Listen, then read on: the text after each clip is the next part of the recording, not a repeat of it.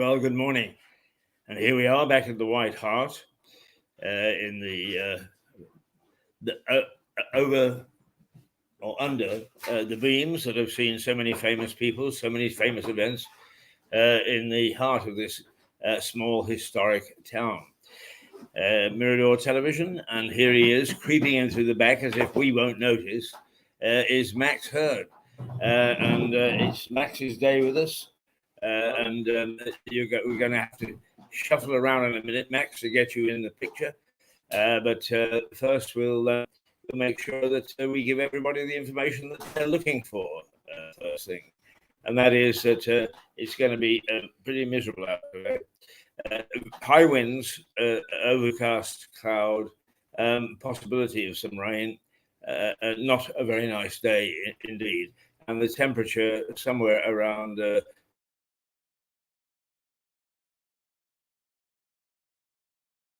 start to the day. You're watching Mirador Television out of Lewes, East Sussex, in the United Kingdom, because we know that we have a lot of people who watch from overseas and other parts of the country. We hope that we will get Stuart Dolby in a little while to see what's going on with the energy scene, because certainly the prices are going up and up and up. And we've got young Max here, who is full of vim and vigor, ready to comment on almost anything. And I don't blame him.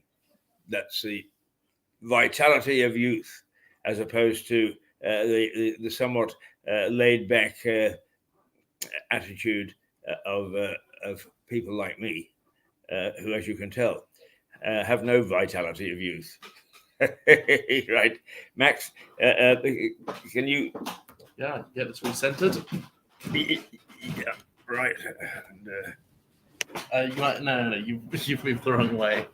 You want to move back a little bit. Okay, This way. come this way. There we go. Don't want to knock your iPad off. Right, there we go. That's what's needed. So there you are, the fearsome twosome, and hopefully we'll get the third in a minute or two. Technology and Stuart do not go hand in hand, so it may be a little while before we can do it. But in the meantime, we're going to kick off. And one thing, Max, whether you approve of it or not, the one thing that we do is extremely well is pomp and circumstance.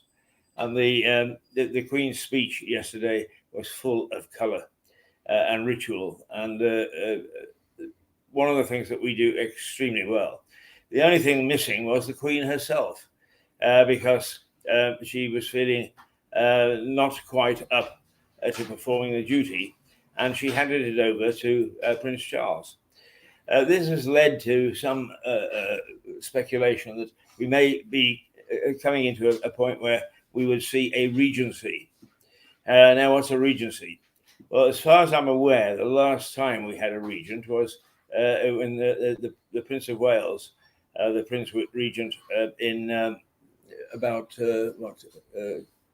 17 some odd, late 1700s. Took over from King George III, who was mad, but nonetheless he was on the throne. So they create a Prince Regent because they can't take away the position of king, but the Prince Regent took all the executive powers, and the Prince Regent actually spent a lot of time in Lewes. Mainly because he was a race goer, and in those days we had a tremendous race course, and also he was a gambler, and this is a place where people gambled a lot. In fact, half of Lewes High Street was full of his friends who were gamblers. So there is some suggestion that the Queen, of course, will retain the throne, and unless she abdicated, until the end of her days, but that Charles would move in as a Prince Regent and would therefore be the chief executive officer, if you like, of the United Kingdom. Right, okay. Let's see what the papers make of it. God, he's going to be king soon, isn't he? Yeah. Well, that's right. But I mean, he can't be. Only two circumstances under which he can be king. One is if the Queen abdicates. In other words, she gives up the position and it makes it vacant, and he obviously would take over. Or that she was. Let's see, what's the other position that? Sorry, she dies. Well, if she dies, then he becomes king. Indeed. I mean, how old is she? She's 96. 96 or 97. Yeah. She's had a fair old innings. Yeah, she probably hasn't got a whole lot long left. Oh well, we mustn't say that. I mean, let's face it. People nowadays routinely live to 100. We actually had in South Street here some friends of my late wife. They were in their 90s when we first met them. He died at 108, and she didn't quite make a century. She died at 98. But there are a lot of people with that sort of longevity around. It wouldn't surprise me if this queen doesn't make her century. I mean, she is well looked after. I think she's got the best healthcare in the world. Yeah, absolutely. She can pay for whatever. Yeah, and it is outside the NHS, folks. So don't confuse the care that she gets. Don't confuse what I said with the NHS being great. Right. Okay. Now, the Metro London's paper its headline is "Wish You Were Here, E2R," and basically it says that the Queen's speech was delivered for the first time by the heir to the throne, who apparently gazed very specifically at the crown, his mother's headdress, if you like, for this occasion, which was set on a table where her throne would normally be. Apparently, it was quite a moving ceremony, and a lot of people found that Charles was rather statesmanlike in delivering it. The Queen reportedly said she was very proud of her son for doing what he did, and he will have to do that many, many more times in the future if, in fact, he outlasts her. Not outlasts her, but he actually, yes, outlasts her, in as much as he would be king as opposed to either Prince Regent or just the Prince of Wales. Right, we got a little thing that says we can look at back at 2021, but I'm not sure that we want to. The Sun, which has successfully stayed out of the limelight with all the political controversy that's been going on, it dives back in a little bit, and it says, "I hope I did you proud, Mummy," and basically, of course, it's reflecting that.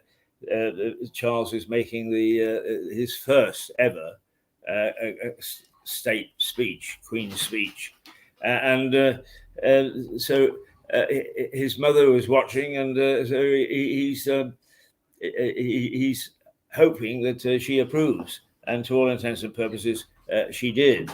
Now, I switched it on this morning to take a look, and haven't had a chance to really see how he did, but then. We've got dear old Hugh on the line, and I think perhaps could you get back to him? Yeah. Not on that because I need it for the papers.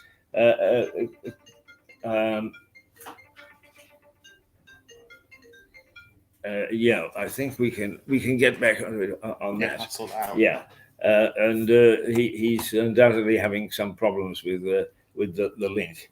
All right, let's carry on. Dear old Hugh is in London, and we hope that but it's not. Do you want to do this? I can't. I don't know where to look. No, I don't either. Actually, on this, let's leave that. And what we'll do is we will abandon the papers for a minute, and I will talk. We will see if we can get hold of you. Let's see.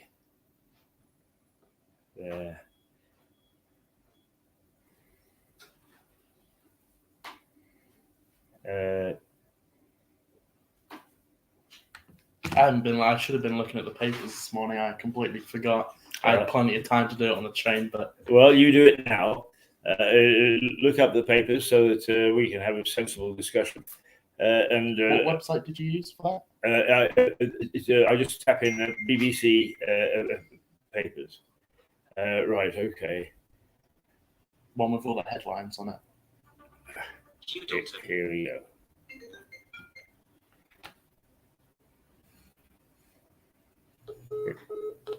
Oh.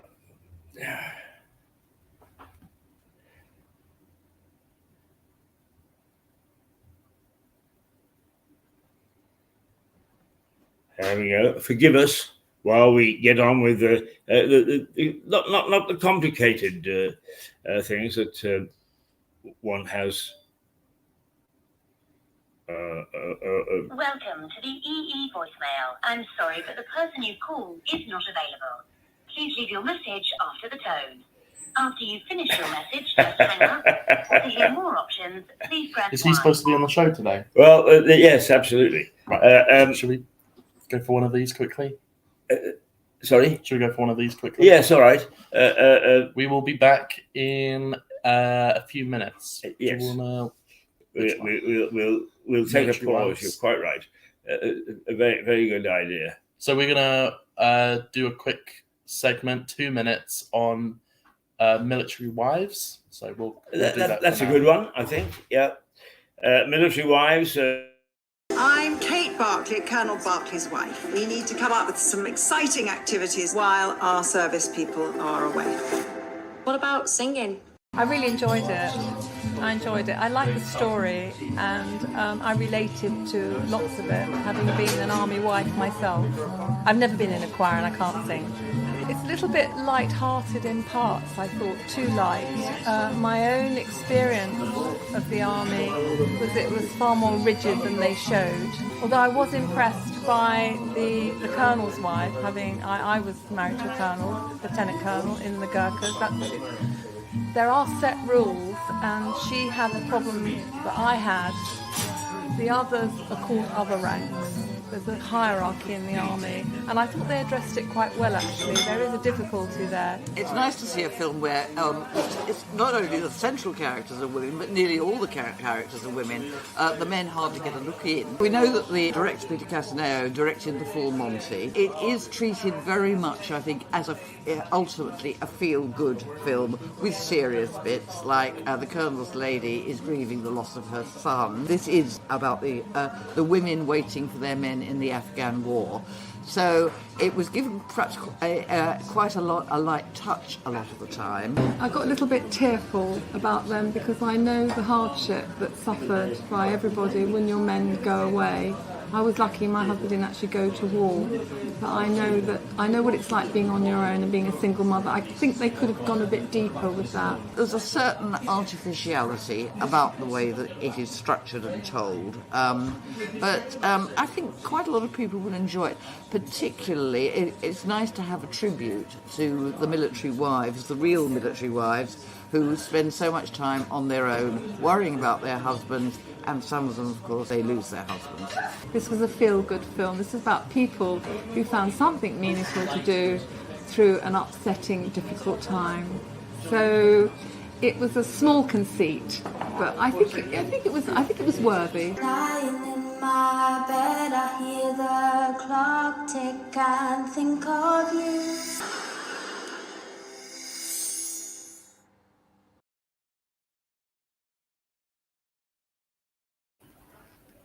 Brief ideas to tackle cost of living crisis.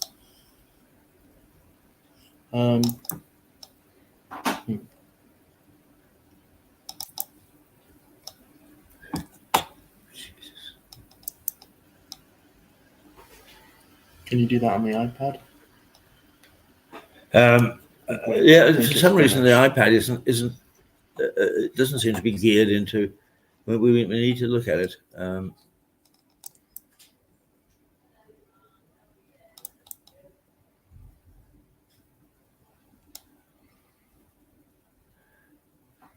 Okay, this headline. Good, excellent. Well done. We Right now, 2.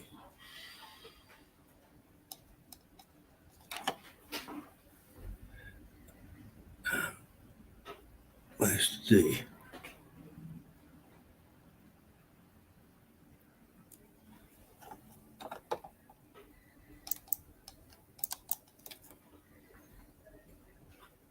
link.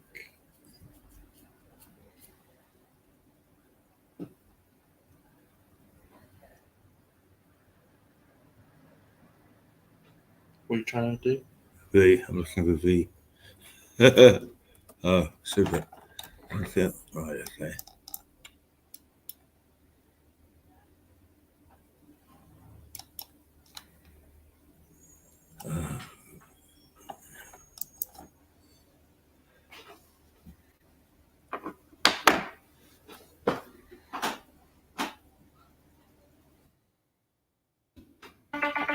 Hugh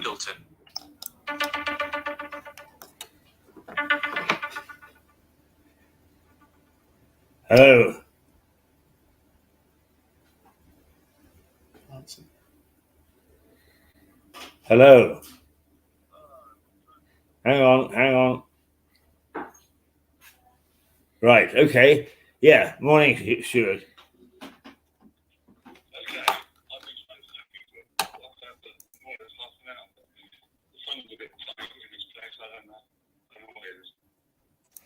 Well done. Yeah. Is it? Well done, the energy companies. They're full of bright ideas to help their customers.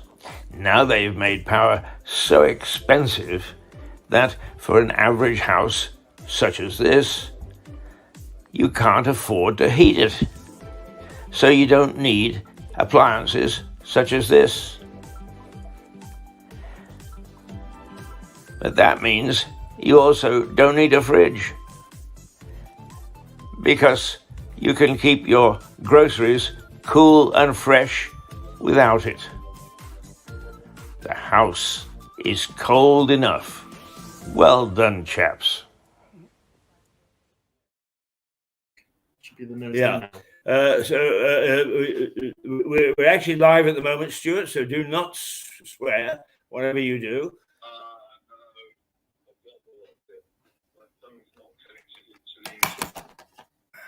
Ah. Yeah. I'll tell you what it was about. In Lewis, I needed a new router. Right. Mine was going beyond my house. So at various pubs I got there. Yeah, but it was working yesterday. Was it? Yeah, well, we do you remember we actually tested it and got you up. I don't think it was at all. Let's try.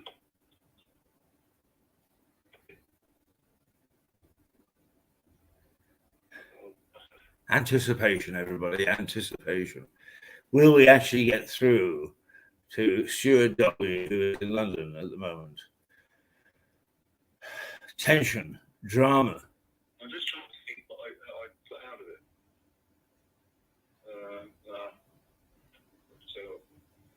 I think we might have run the office this morning because I needed to get a wireless number and a password.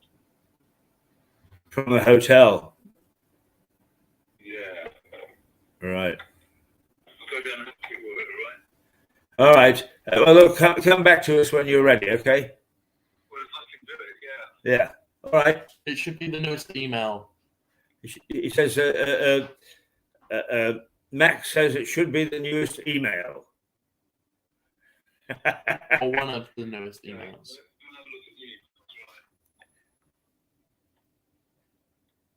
Right, an interesting headline here. Yes. No, no more. Come on, some more lunch coming up. There you see is the mysteries, the vagaries of social media and new media and so on and so forth to somebody who's a little bit older than the average. It isn't as easy as it is to somebody like Max here, who can do it in inside of 30 seconds. No. It's not coming.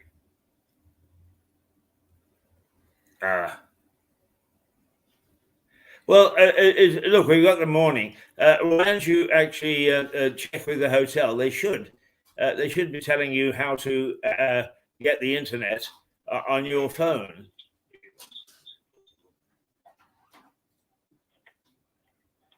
Okay. Well, Stuart, we've got to get on, but see what you can do. All right. Cheers. Right.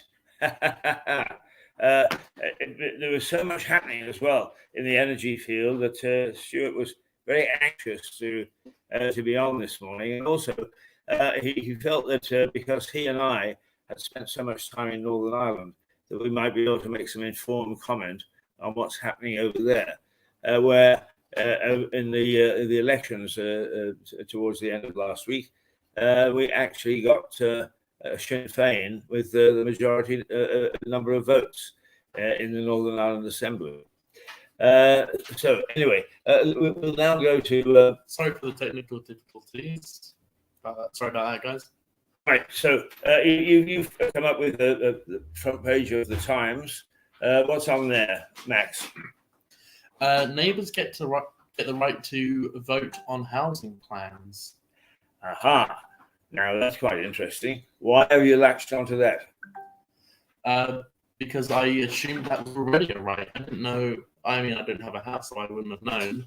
But I assumed that you would have just been allowed to have a say in people building new houses near you, not just the council. Well, I mean, I think that's exactly what it means. I think that at the moment, if for a planning application, for instance, just to change your loft, which isn't going to make a hell of a lot of difference to the view outside, is you still have to go through the whole planning application. And I think what was put before the House of Commons yesterday as being part of the government's legislation is they're going to make it a hell of a lot easier for people to do those sort of things, on the basis that it will help boost the economy, but also sort of change the landscape a little bit without, because so many people would be put off by planning applications. They are drawn up by civil servants. They are implemented by civil servants. Overcomplicated on purpose. Yeah. So this is a welcome piece of legislation, I think. Right. Well, look at the next page, the next front page. Right. Okay. The Daily Mail. The death knell to work from home. This was more of omission rather than something that was included. It was anticipated that part of legislation would give us the right to work from home. In other words, you could stay at home when you felt like it.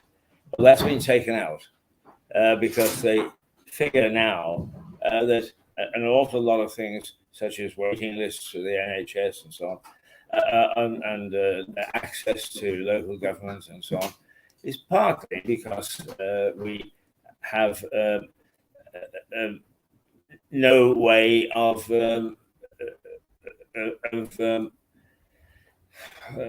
what shall I say, gaining access to these people because they're not there. They're not at the office. They're at home. And although there's supposed to be a complicated system that will put you through to, in theory, their desk at home, it doesn't work. Do you think it's far more productive to just work in the office? Yes, I do. I don't understand the point of working from home. Well, I think that the whole idea of working from home came with the pandemic. Yeah, I Yeah. know why it started originally. Yeah, now people have got used to it and said, "Oh yeah, we love working from home." Because they But- love not doing anything. Well, that's the point, really, is that it's so nice working from home that you don't only do a quarter of what you would be expected to do if you were actually going into the office. Mm. And when, in fact, Boris said to the civil service, the National Civil Service in London, get your finger out, chaps, it's time for you to come back to work. Even senior civil servants said, "Oh, no, you mustn't ask people to come back to work. Mustn't ask them to sit in an office." Goodness gracious me, no.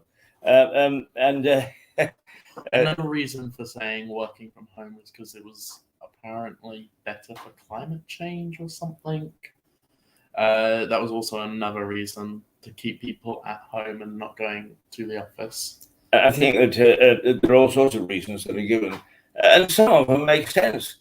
The only thing is the overriding reason is that when they're at home, people don't actually apply themselves to the desk and the work in hand the way they do if they're in an office. And secondly, there's an awful lot of decision making comes from people discussing and looking at what's going on. And you can't have, if you're working from home, you can't have that give and thrust and debate about how best to proceed. With working from home, I never actually worked from home once. I worked from there a couple times and hated it. But I went to college throughout lockdown. I was the only one in for like 3 months. I was the only student. Really? 2 teachers for 3 months. And do you feel that your fellow students are all busy burrowing away at their books at home? No, they were playing video games. I know for sure. They were waiting for the pub to open, weren't they? I'm sure they were. Yeah, absolutely. Yeah. Okay, so the death knell for work from home. Certainly, I approve of that. It's time to get off your fat bottoms and get back into the office and start to produce and be productive. Because we are in a situation at the moment where a lot of things simply aren't working. And you can pass all the legislation in the world, but if people aren't actually willing to implement some of these things, then we're in trouble. And it's much easier to make people, or that sounds harsh, but nonetheless, let's say, make people do their job and do their work if they're actually under your eagle eye in an office, central office where everybody's gathered, than it is having people in all their various homes. Certainly, I'm supportive of that bit of legislation. Death knell for the work from home. Right, what else have we got? More stuff about the Queen. It's literally all pretty much the same headlines. Right, okay. What does the Daily Telegraph say about that? The writing is minuscule. Trust stands for trust. Hang on, sorry. Let me restart. Trust stands firm in face of EU trade war threat. This is Liz Truss, I assume. Right. Yes. Basically, I think that on another newspaper, the front page is that they are ready. Ministers are ready to rewrite the agreement with the EU, and of course, there's howls of outrage from the EU saying, "No, you signed a deal, and you must stick to the deal." And what Boris and his team are saying is, "Well, it ain't working." So I think what we've got to do is to rewrite it and rethink it. Now that would make sense normally, but in this particular case, it takes two to tango, and it was a very, very complicated situation. Having the UK leave the EU, so now what he's really saying is we're going to scrap everything. We'll start from scratch and try and make things work. I find that difficult to comprehend, but nonetheless, you never can tell. You never can tell. All right. What else have we got? The Financial Times. I always look at that as if it's looking overseas, then the problems of the UK aren't that severe.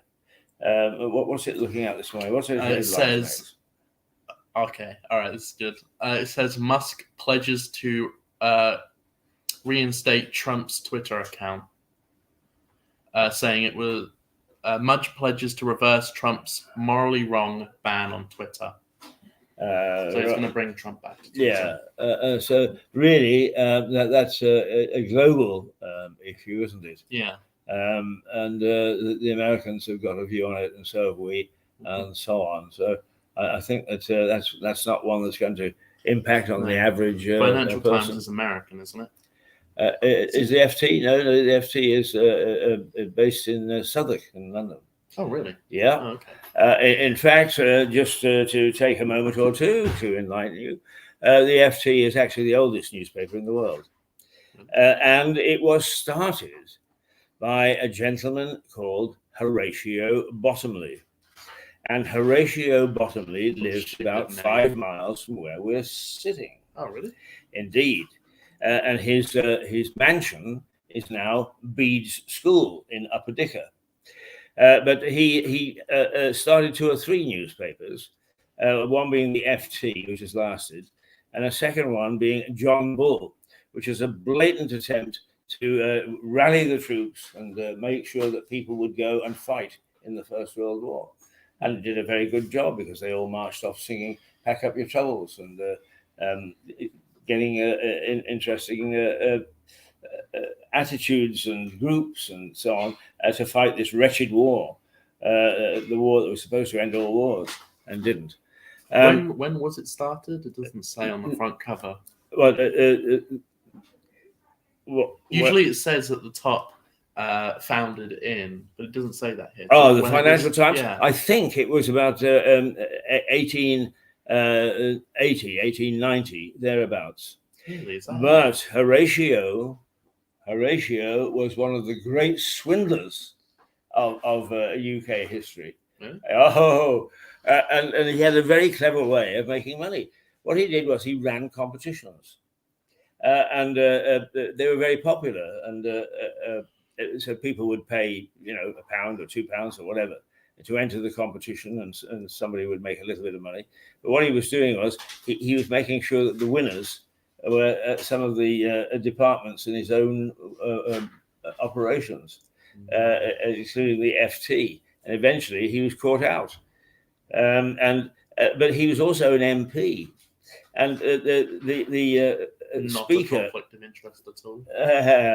well, I mean, you're talking about freewheeling days, my boy. But the speaker at the time said when he was marched off to prison that the House would miss his repartee and wit because in debate he had brought colour and life to the Houses of Parliament.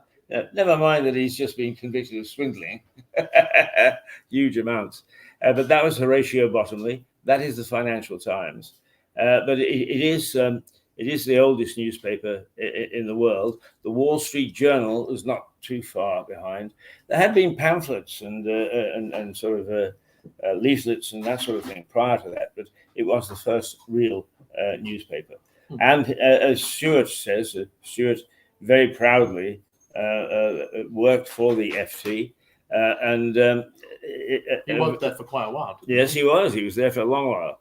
And as he says, it was an interesting paper that sort of decided, even though it was focused on finances and markets and the big trades of the day, it decided it would send a correspondent to Vietnam during the Vietnamese War, and that was Stuart. It started to bring in a perspective on, yes, here is what's happening. Let's put it into context because this is what's happening around it. So a very interesting newspaper and one that still is very influential. Okay, let's have another look at another one. The Daily Mirror. Well, the Mirror has packed up on anything important today. Its front page is the court battle, which starts today between Wayne Rooney's wife and some other lady who is a wife of a footballer. Nothing important then. No. The Daily Star, also nothing important. Right, well, now the Star, we always have to look at the Star. Do we? We always have to look at the Star because it's such a colourful newspaper, and its headlines are always worth looking at. Never ignore the dear old Star. And this time it's squeaky bum time. I did read the story. That's quite a headline. Sorry? I said that's quite the headline. Yes, and it's to do with reports that a football star, Marcelo, was axed from the team for farting and laughing about it.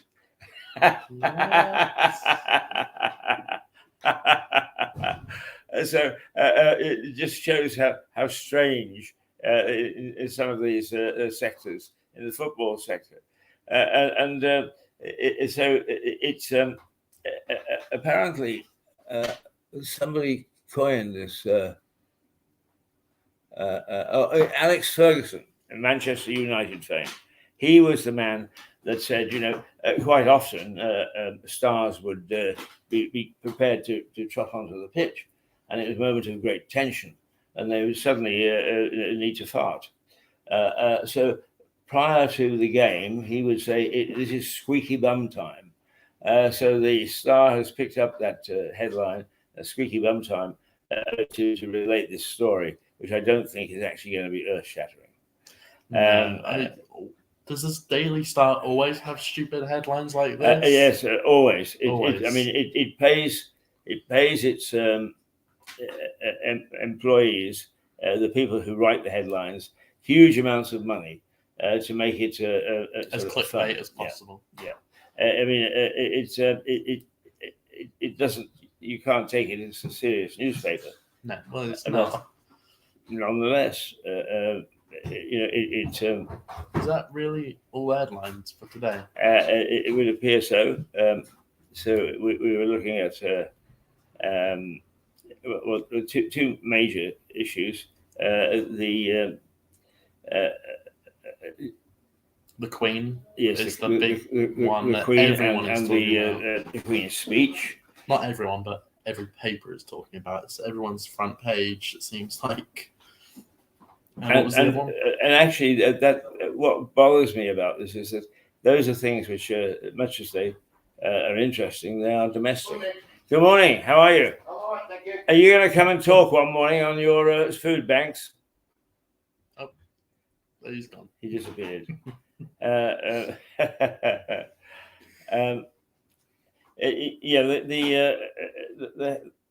front pages are really reflecting a whole variety of things. But what I was about to say was, the war in Ukraine gets worse and worse and worse. And you can actually, if you read between the lines and if you read the inside stories on some newspapers, realize just how frightening Mr. Putin is becoming in terms of, if certain things don't happen, that he is going to actually unleash some rockets and so on, which will carry not very nice things. In fact, in some instances, would carry nuclear warheads and so on. So all that is building. And while it's building, instead of us analyzing it, dissecting it, getting people used to the idea that this is still going on and getting worse, we get Starmer's pint of beer. Was that breaking lockdown? What was that? Well, in the last couple of days or so, after Boris took all the stick from having iced cake at Christmas, Neil Starmer, not Neil, Keir Starmer, apparently went north to a constituency and had beer and what do you call those things with curry powder? Was this during lockdown? Yeah. Wow. A So politician quid being pro a quo. You hypocrite, see, who would guess? they're shouting at one another about what's being done. And my view is hang about.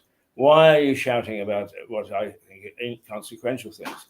But yesterday we had on two guest hosts. One being Melissa Conte from New York, and as she pointed out, sometimes you have to be careful, because if you don't address points of principle, even though they may seem petty compared to what problems in the world, then your own ship can actually get out of kilter. That it's a matter of degree as to what you avoid and what you don't. I'm just shocked that a politician would be a hypocrite. You got 650 of them in the House of Commons. Yeah. You got a learning curve, my boy. You got a learning curve. Right.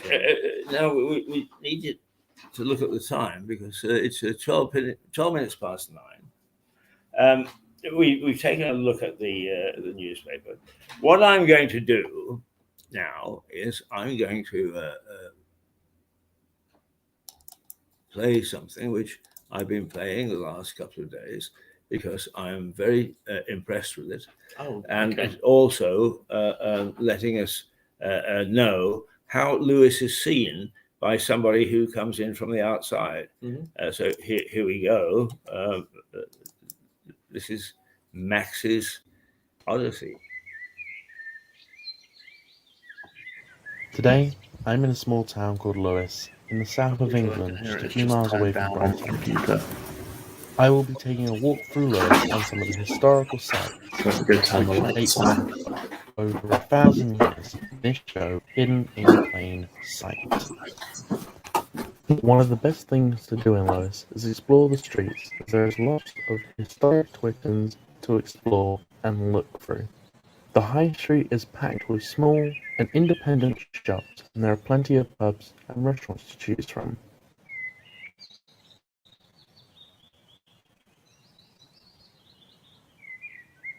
Lewis Castle was built just after the Norman Conquest in 1066. The construction of the castle was started in 1068 and only took 2 years to complete. A war broke out below Lewis Castle, a war between Simon de Montfort, Earl of Leicester, and Henry III in 1264. Lewis is well known for its history, and one of the historical landmarks is a place called the White Hart Hotel. Whilst not being so obvious at first sight, it has a significant role to play in American history.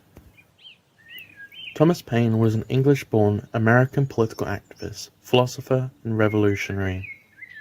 He authored books called Common Sense in 1776 and The American Crises in 1776 to 1783, two of the most influential books in American history, and had a major part to play in the start of the American Revolution.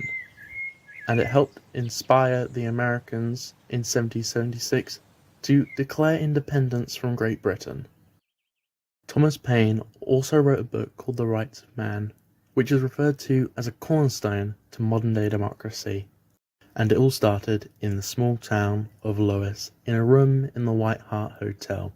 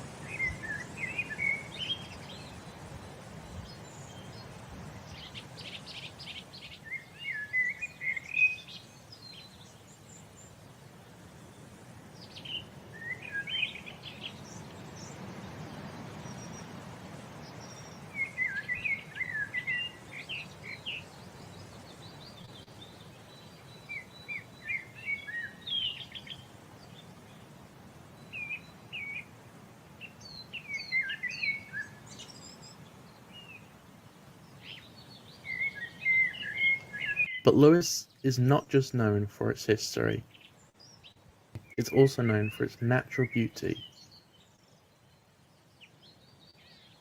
In the Greater Lewes area, there are some beautiful rolling hills and hiking trails that you can just walk through for miles, and whilst on these trails you can truly appreciate the beauty of the English countryside.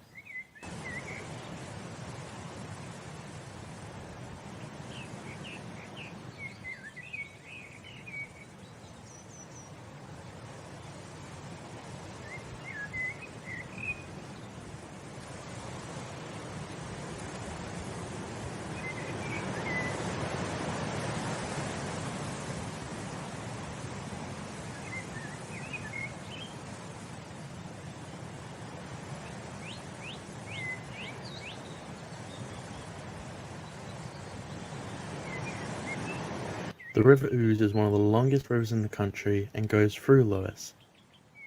It's a beautiful sight to see and is home to many different species of fish. Lewes has so many different trails to choose from. It can take you all through the town, fields and hills. I would personally recommend Marlingdown Nature Reserve and the Lewes Downs, as you can stand atop of the hills and see for miles, which is a sight to behold and one you don't get to see that often.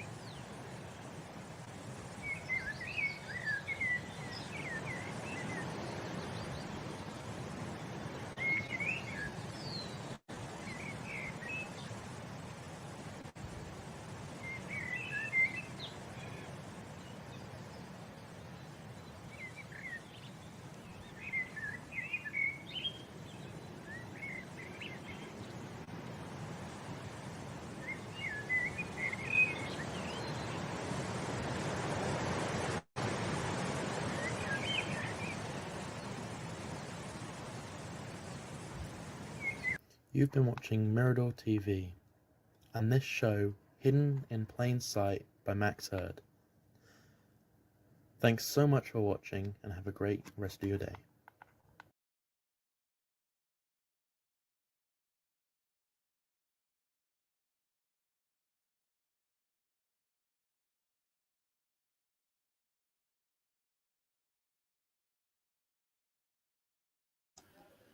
Right, we should be back with you, back. Yep. And we're just having a little chat about various things that are coming up for us. But it's now 9:21. So let's just look back over the first hour of the day, and I suppose really that the main talking point is that the Queen's speech was made yesterday. Mm-hmm. That is the government's legislative programme. And the Queen wasn't there. And the Queen wasn't there because of her. Well, she's 90, 96, did we agree? And she's a bit under the weather to do these sort of things. We often sort of think, wouldn't it be nice to be royalty and you wander around and looked after and so on. But a lot of the things that they do, it's like broadcasting, really, is everybody thinks that we just sit here. But by the time that you've actually used your brain for sort of 2 or 3 hours, you can be pretty exhausted. And the Queen's speech going to the House of Commons, or the House of Lords, in fact, and speaking to the whole of Parliament can be pretty damn exhausting. So it's understandable that Charles stood in for her. And we've probably seen the last time that the Queen will make that Queen's speech. Although she's a surprising old bird, and it may well be that this time next year, particularly if our society has bounced back, if we are not too overwhelmed by things like COVID and Brexit and all the other things, and a war, then it may well be that we'll be back on doing things in a slightly more normal way. And there she might be. It might be. I'm not saying she will be. We were just watching back. We've got a separate screen here, and we're watching back the video on YouTube. And I mean, the quality is a little bit better than it was a minute ago. But when the Lewis documentary thing that I made was playing, that looked really not great on. It looks amazing on our computer, but here on YouTube it doesn't look so great. Hopefully soon we should have that sorted. We've got a Wi-Fi extender now, and we'll be putting that in at some point. Hopefully the audio, the quality should get a lot better soon. Right. Well done. I think that as long as people understand that we're trying to address the situation, because we are grateful. We're picking up people every day into my own email box. I get people that I've known for a long time, but who wouldn't have watched. So saying, "Hey, Keith, we're taking a view on," and some of the numbers that are thrown up by. Do come in. Don't be put off by the fact that we're talking. No, it's okay. Just having a look around. So sorry. I didn't want to sit this Not at all. Very happy to see you. Sorry, now my train of thought has gone. But anyway, what we're doing is managing to reflect bits and pieces, bits and bobs in a way that no other television service does. And we are beginning to see a growth in our viewership. Hello. Who are you, if I may say so? Ask. We are a group of friends from Norway. Who go for walking in the area. Right. Come and talk to us. Come and talk to us on television. We're live now if you want to. Yeah. Oh no. Come and just tell us what you're doing here. If you'd like. No, thank you. No, oh dear. Right. You shouldn't be too beautiful ladies. Goodness gracious me. All the local people would love to know that you're here.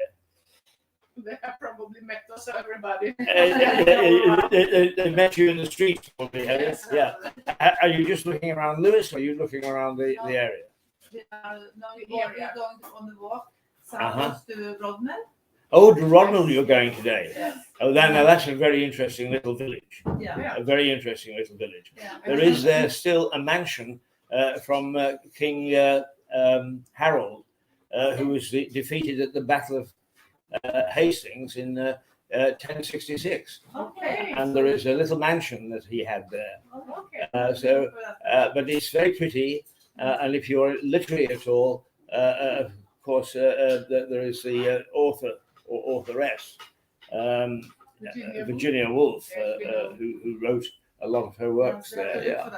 And in fact, that's where she committed suicide in Rodnell. Yeah. So yes, it's a very, very nice place that you're going to. Yeah, and we're leaving for Eastbourne After that, when we're finished with walking, we are going to Eastbourne and stay there for a couple of days. Right. And then we're going to London. Eastbourne is pretty dull compared to Lewis, but I mean. I was in Eastbourne when I was 17. It was not dull. And we're going to have a walk on the cliffs there. I mean, they lay it out beautifully. I mean, unlike Brighton, which is for young people and discos and so on, Eastbourne is very much for, shall we say, more mature people. Well, I mean, you're spring chickens. I'm the mature one. Good morning.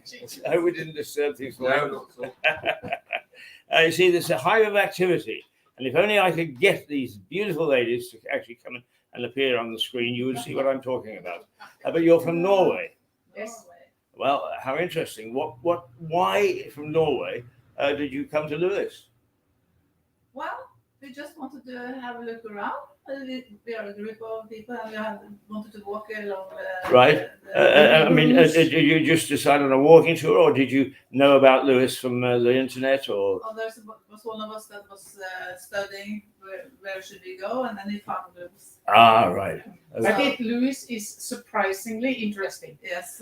Because we had a guide yesterday who told us a lot of interesting things from 1264 or something, and from that's today. the Battle of Lewis in 1264. Yes. Yeah. And how the area was and how is that changed when the activity on the river slowed down. The activity. Yes, that's right. Yeah. Well, the interesting thing is that we used to be a very busy little port. Yes. Exactly. Yeah. And the barges used to come up and down. And the barges were used to bring the clay to lay the bed of the railway. And then when the railway got started, they put the barges out of business. Yes. Yeah. But there's so many nice buildings around, all the tiles and everything. It's been this preserved building very is nicely. very interesting, actually. Yeah. Have you looked at the history of this building? Yes, we have read it on the paper there. Yeah. So we was here to look at the well, which is here somewhere. They found it when they renovated in 2005. So there is under the floor somewhere in the Tudor bar. Yeah. I suppose this is a Tudor bar. Actually, strange enough, that's one thing I don't know about.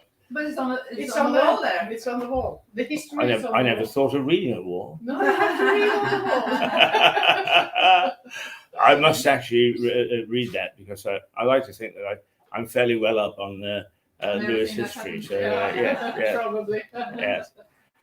Well, lovely to see you, ladies, and do enjoy yourself and enjoy Rodmell. Yes. It certainly is a very pretty little village, thatched cottages and so on. Everything that an English village is supposed to be. So, well done for finding us. Thank you. Same to you. Have a nice day. Well, there we are. You couldn't actually see them, but I'm sure that you heard them. And that's actually taken us into exactly to 9:30. Perfect. Yeah. All right.